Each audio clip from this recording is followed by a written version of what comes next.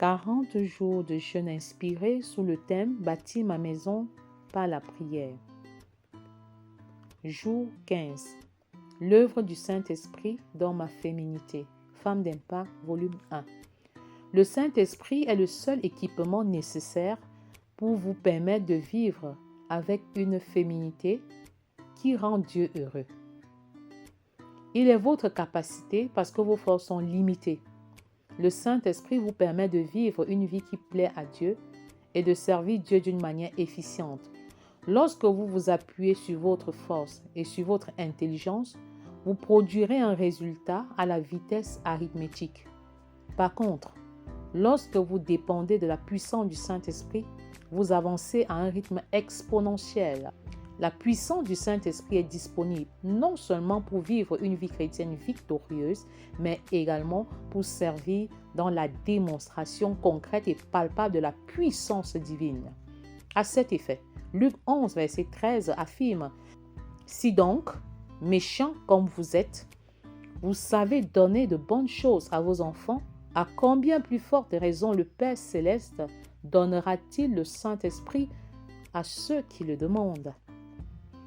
Si vous le désirez au fond de votre cœur, vous serez rempli de la puissance du Saint-Esprit. Compte tenu de cette puissance, Dieu nous commande d'en être remplis en ces termes. Ne vous enivrez pas de vin, c'est de la débauche. Soyez au contraire remplis de l'Esprit. Éphésiens 5, 18. Dans son omniscience, Dieu donne l'équipement du Saint-Esprit avant d'attribuer les différentes responsabilités de rôle. Il le fait sans doute parce qu'il sait que sans la puissance du Saint-Esprit, aucune femme ne peut véritablement assumer sa responsabilité et aucun homme ne saurait le faire également. Dans Éphésiens 5, 22, il est écrit « Femmes, soyez soumises à vos maris comme au Seigneur ». Et Éphésiens 5, 25 déclare « Maris, aimez vos femmes comme Christ a aimé l'Église et s'est livré lui-même pour elle ». C'est dit que sans la puissance du Saint-Esprit, il est impossible de se soumettre à son mari et d'aimer sa femme. Dieu est honoré de vous voir dépendre de la puissance du Saint-Esprit pour bâtir votre famille.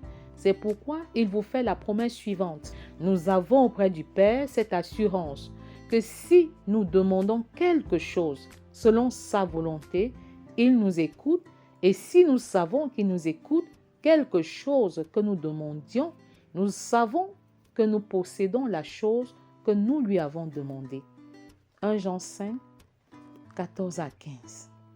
Alors débarrassez votre cœur de tout ce qui ne plaît pas à l'Éternel. Tout comme vous êtes entrés dans la famille de Dieu par la foi, et la foi que le Saint-Esprit vous remplit, sous la base de son commandement dans Éphésiens 5, 18 et de sa promesse dans 1 Jean 5, 14 à 15. Voulez-vous être remplis du Saint-Esprit? Soupire maintenant pour être rempli du Saint-Esprit. Dis, Père, je vais être rempli du Saint-Esprit. Je vais être baptisé du Saint-Esprit parce que je me rends compte que je suis totalement limité. Et j'ai besoin de ta puissance pour avancer comme tu veux. Pendant que tu fais cette prière, le Seigneur te visite. Il y en a qui vont commencer par parler en langue. Il y en a qui vont être remplis et manifester la puissance et la plénitude par le parler en langue. Il y en a qui vont avoir d'autres manifestations. Mais ayez foi, en ce moment, soupire. Si tu n'as pas encore été baptisé, soupire d'être baptisé. Si tu as été déjà baptisé, alors soupire maintenant d'être rempli. Parce qu'on est baptisé une fois, mais on est rempli en permanence. Soupire d'être rempli en permanence du Saint-Esprit maintenant pour passer à une autre dimension dans le règne spirituel, demeurer dans la présence de Dieu et faire des choses qui honorent véritablement le Seigneur.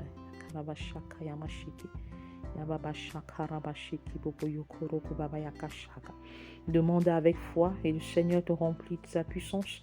Demande avec foi et le Seigneur te baptise.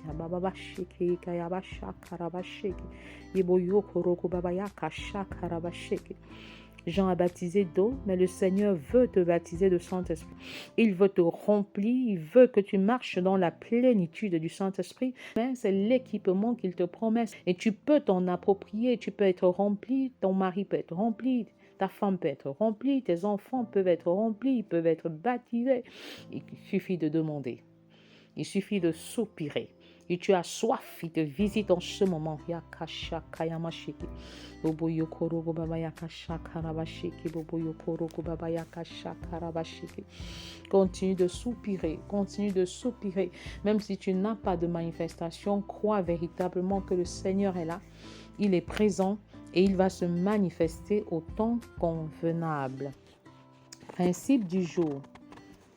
Ton succès sans le succès de ton mari est l'échec de votre couple. Prions ensemble. Prions pour la femme.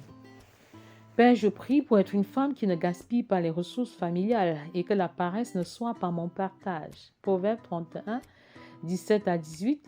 Elle ceint de force ses reins et elle affermit ses bras. Elle sent que ce qu'elle gagne est bon. Sa lampe ne s'éteint point pendant la nuit. Père, je refuse de gaspiller les ressources, qu'elles soient matérielles, financières ou spirituelles. Je gère avec sagesse. Je gère comme une économe fidèle. Je gère comme une intendante qui va rendre compte à Dieu de manière fidèle quand il arrivera. Père, je ne gaspille pas mon talent. Qu'il soit 2 ou 5, je refuse de le gaspiller. Mais je confesse que je vais fructifier les talents de la famille. Je vais fructifier les dons de la famille. Les talents, les trésors.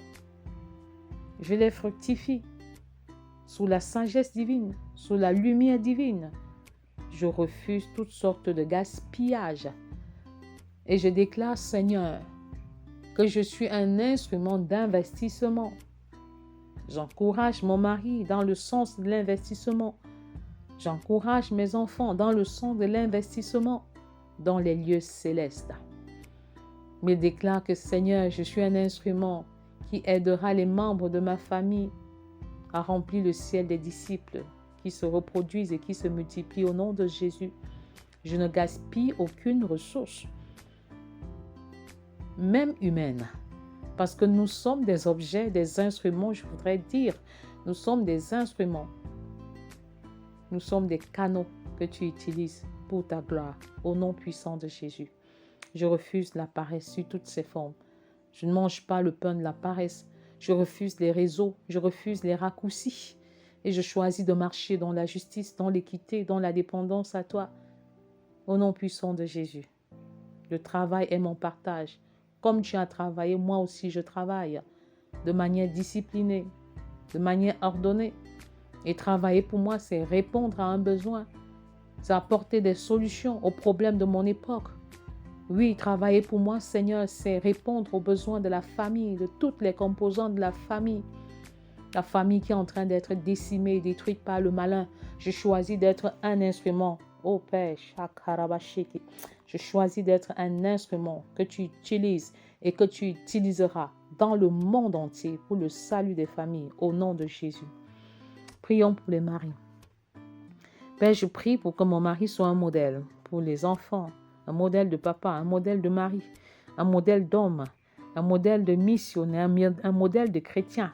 Oui, qu'il soit vraiment un modèle pour les enfants, qu'ils prennent volontairement soin de chacun d'eux, oui, vraiment, qu'ils prennent véritablement soin de chacun d'entre eux, qu'ils passent du temps avec les enfants, qu'ils parlent avec les enfants, qu'ils communiquent avec les enfants, qu'ils jouent avec les enfants, qu'ils ne sèment pas la terreur, qu'ils ne soient pas le type d'enfant que les enfants fuient à écouter simplement le son de la moto ou de la voiture. Non. Mais qu'ils bâtissent une intimité paternelle. Oui, une intimité paternelle avec chacun des enfants et avec tous les enfants, qu'ils répondent aux besoins spirituels, physiques de chacun des enfants, qu'ils prennent soin d'eux en leur donnant la priorité et en satisfaisant leurs besoins.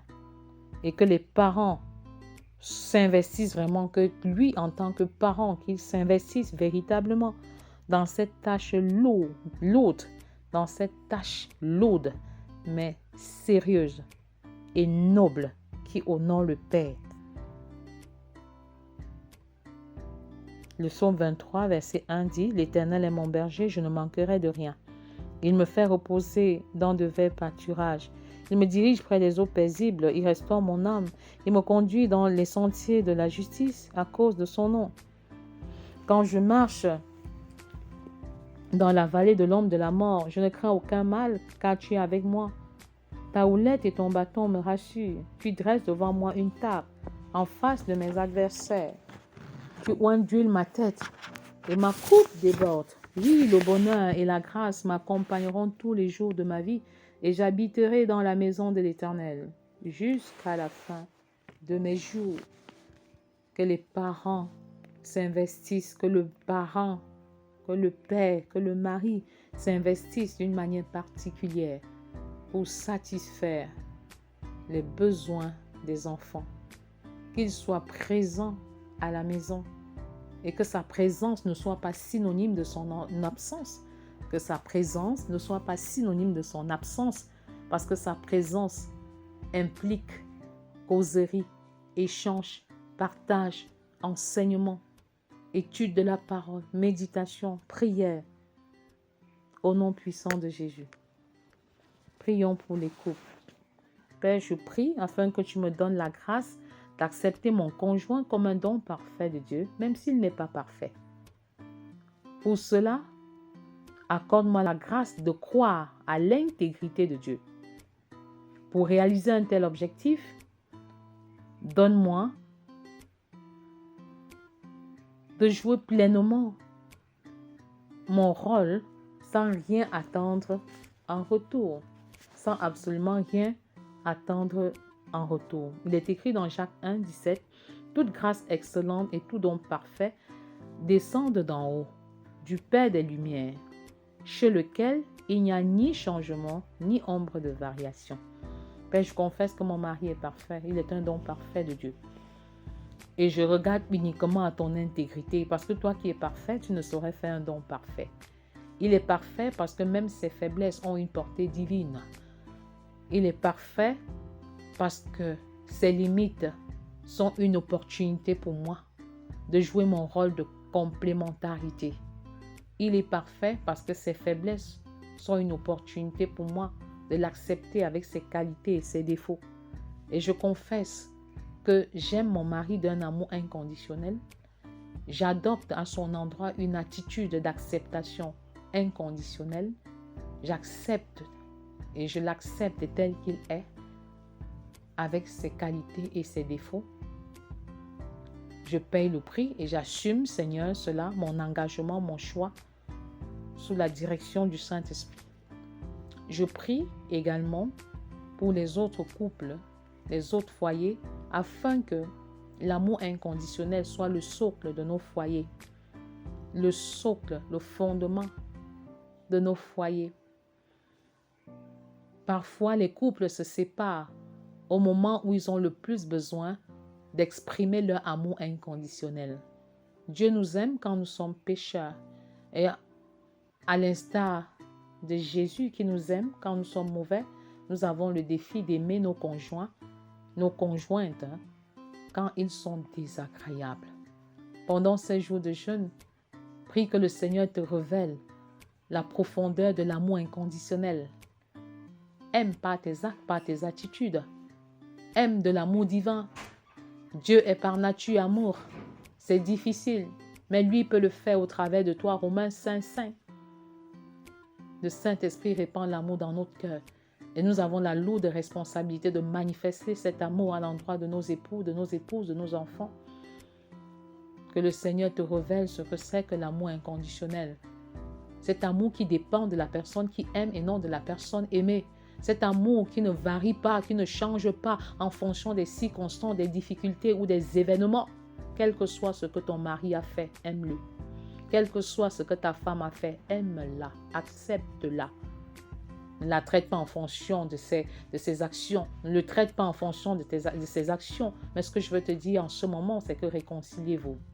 C'est un aveu de force et non de faiblesse. Se séparer, c'est dangereux. C'est ternir l'image de Dieu, qui nous veut unis comme Dieu le Père, Dieu le Fils et Dieu le Saint-Esprit. Refuse que ton couple soit un contre-témoignage aux yeux de Dieu. Prends ces quelques minutes, prends ces quelques secondes et parle. Parle de ton couple à Dieu. Parle de ton foyer à Dieu. Il est prêt à restaurer. Il est prêt à arranger. Alors, écoute la voix de Dieu en fait. Écoute la voix de Dieu au fond de toi et non pas ces voix qui t'encouragent à détruire à vous séparer. Non, mais écoute la voix de l'unité. Écoute la voix de la paix. Écoute la voix du pardon inconditionnel. Quel que soit ce que l'autre a fait, pardonne. Comme Jésus a pardonné au brigand à la croix. La puissance de Dieu est disponible pour le pardon. Le pardon te libère et il protège l'autre. L'absence de pardon condamne l'autre et l'expose. L'absence de pardon condamne l'autre et l'expose. Refuse cela. Prions pour nos enfants à présent. Père, je te prie pour que chacun de nos enfants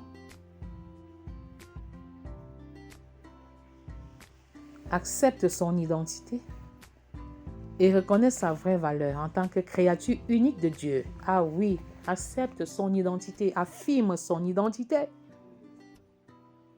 Qu'il n'ait pas honte de dire « Je suis enfant de Dieu ». Mes parents sont enfants de Dieu. J'ai la conviction de l'être. J'ai fait le meilleur choix. Et je vous y encourage à le faire. Qu'ils soient des exemples, qu'ils soient des modèles, quel que soit l'endroit où ils se trouvent. Oh Père, des enfants qui impactent, des adolescents qui impactent, c'est de ça qu'il est question. Nous soupirons de les voir, cette nouvelle génération d'enfants qui se lève, cette nouvelle génération d'adolescents qui se lève, cette nouvelle génération que tu suscites, Seigneur, et qui vont transformer le monde. Oh Père, il est écrit dans le psaume 139, les versets 13 à 16, « C'est toi qui as formé mes reins, qui m'as tissé dans le sein de ma mère. Je te loue de ce que je suis une créature si merveilleuse. Tes œuvres sont admirables et mon âme le reconnaît bien. Mon corps n'était point caché devant toi lorsque j'ai été fait dans le lieu secret, tissé dans les profondeurs de la terre.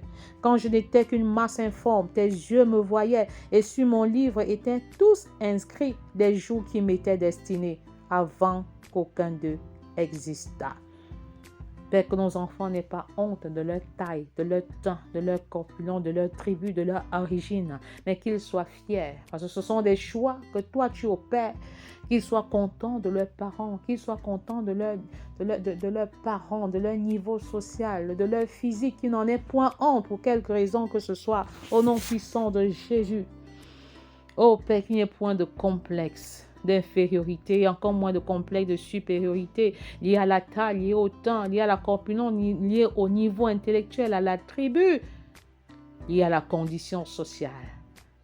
Qu'il ne soit pas influencé négativement par ces choses. Au nom puissant de Jésus, Père, je te prie pour que les parents aident les enfants à avoir des relations pures, empreintes dans la perspective de la volonté de Dieu avec le sexe opposé. Père, je te prie pour que les parents aident les enfants à avoir des relations pures dans la perspective de la volonté de Dieu avec le sexe opposé. Selon qu'il est écrit dans 1 Corinthiens 6, 18 à 20, « Fuyez l'impudicité. Quelque autre péché qu'un homme commette, ce péché est hors du corps. Mais celui qui se livre à l'impudicité pêche contre son propre corps. Ne savez-vous pas que votre corps est le temple du Saint-Esprit qui est en vous, que vous avez reçu de Dieu et que vous ne vous appartenez point à vous-même, car vous avez été rachetés à un grand prix.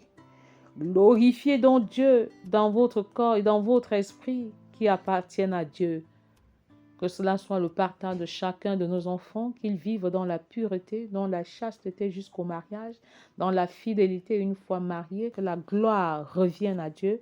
Au nom puissant de Jésus. Amen.